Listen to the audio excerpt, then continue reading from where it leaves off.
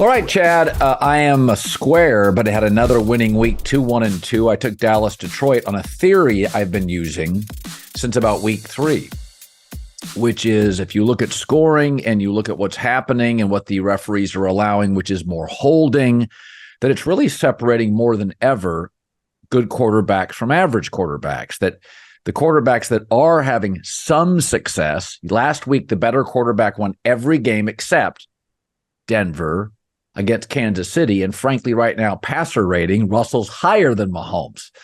So as I say that, and this is a wonky week for lines, let me throw a couple I like based on favorites.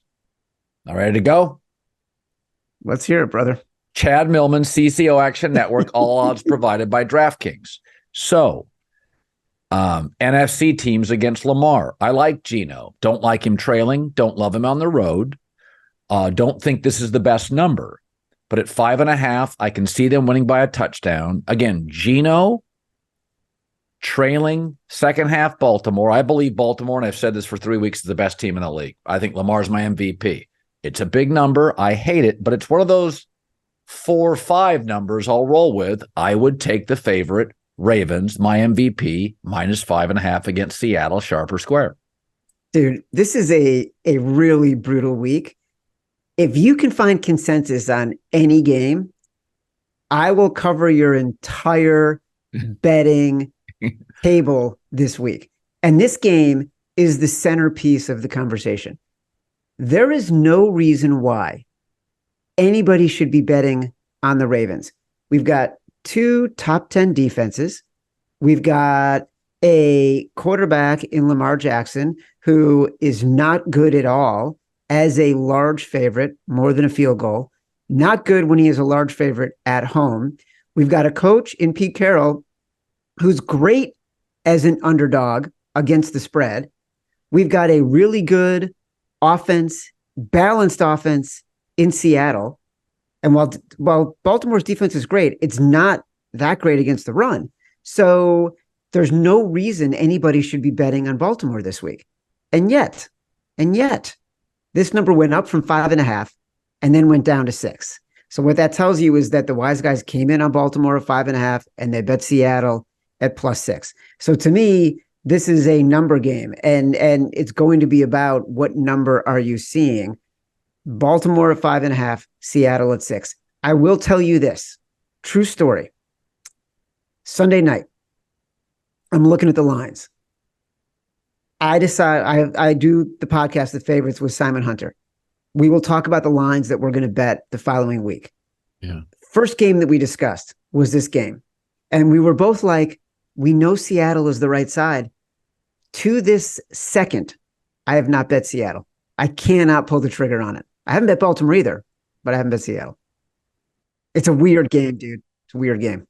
Let me throw another one at you. Okay. Kansas City minus 2.5 off a loss, much better quarterback. I think Kansas City's defense is the best in the Mahomes era.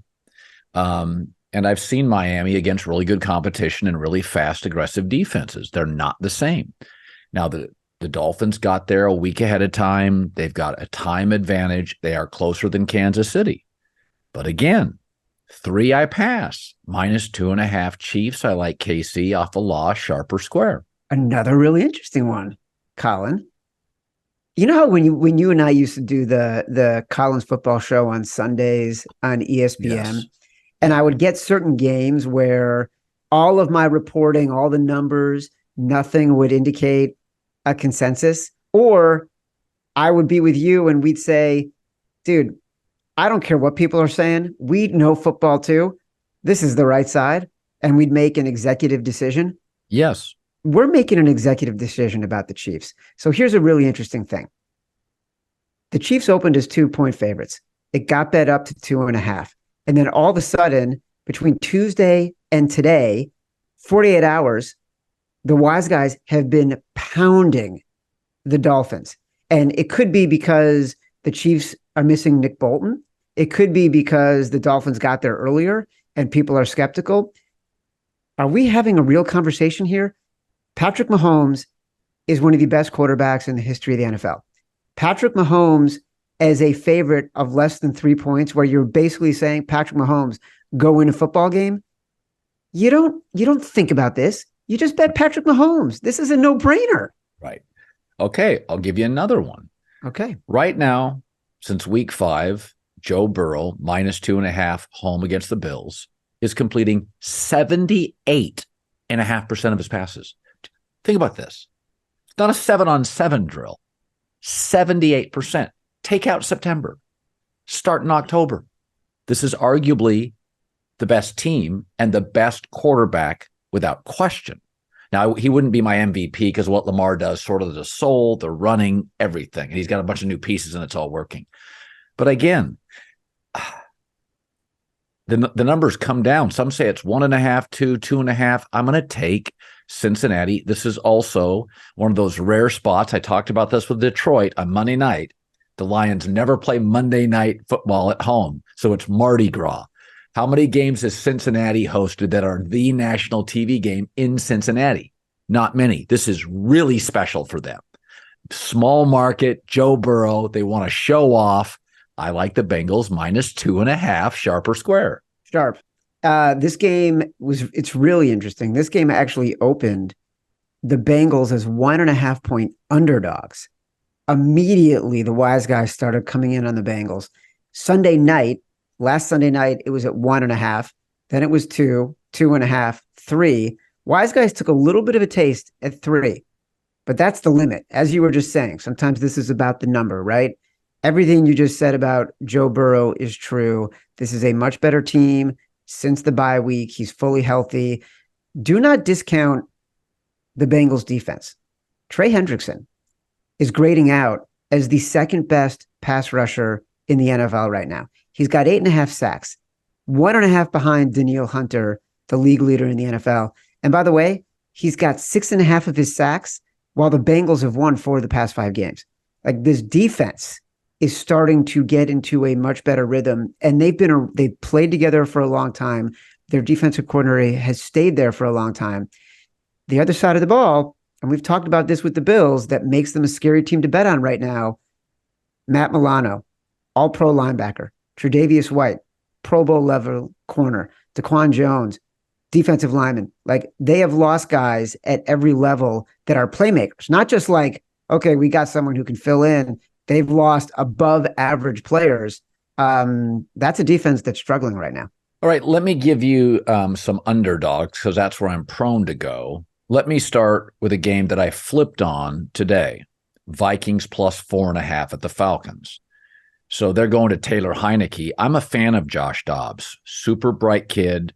I think Minnesota's left tackle, 2 top receivers, head coach, tight end is a really good group. Jordan Addison has popped. Yeah. 4.5's a lot.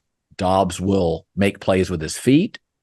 I think Minnesota is one of the smartest teams in the league, just certainly unlucky early in the season. In recent weeks, not as unlucky. I know it's a new quarterback, but I've seen this with interim coaching changes. You see this energy. I would take the Vikings +4.5, sharp or square. Yeah, that's the sharp side. It's not like, oh, wow, I can't wait to bet the Vikings this week. The number was at 5. It's moved down to 4.5. The Heineke thing for the Falcons is interesting because he's the kind of quarterback that professional bettors love to bet on when he's an underdog because the variance on his performance is so high and he's willing to sling it anywhere, anytime. But that's a liability when you're a favorite. And making the Falcons this big of a favorite right now, I think, undervalues the rest of the Vikings team, as you just said. And so the wise guys are in agreement with you, Colin, and they would take the Vikings here. Bears now 8.5. Again, all odds provided by DraftKings. The Saints aren't going to score a lot of points. I think they have one of the weaker coaches in the league. I like their personnel, but I think we have to acknowledge what Derek Carr is. 8.5 is a ton. For the record, Montez Sweat, Chicago media, way too harsh on that move. There will be no second rounders as good as Montez Sweat on the defensive line. You give up a second. You don't for Chase Claypool. For an elite defensive lineman, you give up a second round pick when you have 2 firsts. You're going to trade the second one down and get that number second round pick back. I thought Chicago media they've had so much shrapnel through the years on the Bears. They just immediately say bad move. I had two GMs said there are no Montez Sweats in the second round. That good now? Forget it. And this coach wants to win now. I think the Bears plus 8.5 is one of the stronger underdog bets. Whatever quarterback plays, they both move okay. I would take it sharp or square. Yeah, at 8.5, it's the play. It's a really interesting game. And it's one the wise guys have been a little bit anxious to go all in on. Derek Carr as a favorite is just not very good, right? 1-5-1 this season as a favorite. And as a team, the Saints are not very well coached. I don't think you can go in on what happened last week and say, okay, the Saints are back. They're operating as they're supposed to. The flip side is the Bears defense, even with Montez Sweat, is not going to be amazing. You're really hoping that the Saints play a ball control game and try not to make mistakes and just try to win the game and don't get a little bit crazy. And they recognize the opportunity they have to play against a defense and against an offense that is not going to be able to score a lot of points. So I think you're on the right side here because the number has just gotten so big. Finally, Jets plus 3.5. I don't trust Brandon Staley, and I do think Robert Saleh gets the most out of his personnel. The Jets are getting over a field goal, so the hook is obvious. This is a Jets team that's ugly, but finds ways to win ugly games and remain viable with an offense that is a water pistol. This comes down to trust. I think Saleh is the right coach with the wrong quarterback. I think Staley's the wrong coach with the right quarterback. I'm not laying that hook. I would take the Jets plus 3.5 sharp or square. Boom. Love it. Go. Finally, Colin, you're looking at an ugly game, a home dog, getting the hook with a quarterback who probably shouldn't even be considered as a backup on most rosters, and you're playing the right move. It's exactly what you just said. This has been an opportunistic defense. They get up when they're playing the best quarterbacks. It is a coaching mismatch. It is a game at home for a team that has a lot to play for still. Yeah. So, yes, please, thank you for taking the New York Jets at plus 3.5, because I was afraid that was going to be the game that I have to convince you of. And so now if you say, what are you going to convince me of? I'm going to have to look at my notes and be like, oh my God, he took all the ugliest games, which is impressive. Okay. So we do this every week. I ask you about a game that I want you to talk me into, that I have a feeling for. I like the Houston Texans. I really, really do. I like their coach. I like their quarterback. I like their spirit. CJ Stroud's come back down to earth a little. People have film, but minus 2.5 hosting the Bucs, who don't have a ton to play for. I think Tampa was a cute story, not a cute team. The reality is Houston, still in that wonky division, I think still convinces itself it can be a wild card team and really truly believes it. And frankly, I think the Texans personnel is a little better than people think. They're just young. I would swallow the 2.5 here, sharp or square. Honest to God, it's all over the place. And it's why this number is still a 2.5. If there was a real consensus, this number would have gone down to 2, or it would have gone up to 3. And you can always tell that's the case with a number at 2.5, that it's settled there on Sunday night, has not moved. I bet the Bucs at plus 2.5. I feel like it's possible the book is out on CJ Stroud. I feel like if you look at, you mentioned right off the top, Russell Wilson, better quarterback rating right now than Patrick Mahomes. Russell Wilson, more touchdown passes than Patrick Mahomes. Russell Wilson, fewer interceptions than Patrick Mahomes. If you were to do a blind who's the QB with just their stats, CJ Stroud and Baker Mayfield, they would generally be the same. Completion percentage the same, pretty close. QB rating the same. CJ has fewer interceptions, but not a ton. And then Baker has another touchdown. So you're not getting a huge quarterback advantage here. In the past 3 games, CJ has definitively come down to earth after having QB ratings over 100 in his first 3 games. So there's not a huge consensus here. I could see why you're going to take the Texans 2.5, less than a field goal at home, probably a good matchup for them. but it's not one you're going to get consensus. I'm not going to be betting on the Texans. All right, give me an ugly one. You know, a team I have stayed away from all year is the Colts. I know a lot of them. Yeah, the Colts, the Patriots. The New England game was interesting to me. So Washington comes off a vaunted rival back down to earth. New England's only -3, 2.5. I think New England's the side. So I'm guessing that's the ugly game you're going to talk me into. How about the Carolina Panthers +2.5? So number one, the Panthers, they were the Colts were they really struggled defensively. We've seen that, and they've consistently gotten worse as the season has gone on. The Panthers, meanwhile, made a very specific change, and that was Frank Reich no longer calling the plays. And even in a couple of games, even though it was a low-scoring game against the Texans, they beat the Texans, right? They beat the Texans in Carolina, where the defense tends to play better. Now, Bryce Young is moving the ball more quickly. The pace of the offense is faster. This is not an Indianapolis defense that is equipped to beat a team like the Panthers on the road. They're not that good. You really want to bet on Gardner Minshew as a road favorite. So the wise guys are back in the Panthers here. It's an ugly game. It's one of the few games on the board where people are looking at it as a professional bettor and being like, oh yeah, that's the one I'm taking. Finally, I stay away from big emotional TV games. I think the number is right. Philadelphia -3. I think one of the reasons they played poorly last week, they knew they were playing Dallas. So I think they'll win 27-23. Dak's a great home favorite. I think the last 3 games against Philly, he's 3-0. 2 are nonsense. Gardner Minshew, one of them was a week 17 game when Philadelphia emptied the bench. Just for our audience, it does feel like the number's right to me. Yes. Is there anything wise guys think? Exactly. It is split down the middle. No joke. Every single person I've spoken to, they find reasons to like the Eagles. They find reasons to like the Cowboys.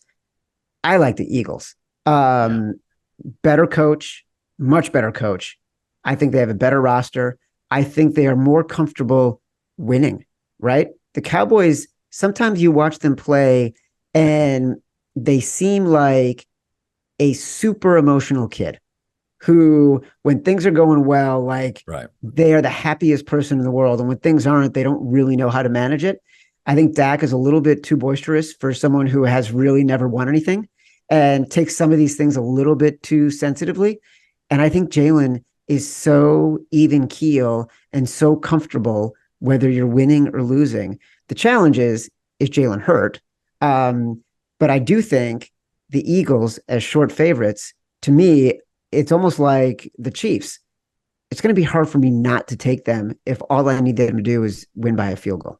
They're also a very good big game team, a big situation team. The best team right now on 4th down and 3rd down in the league, which keeps it away from CD and Dak. I think that's a big deal.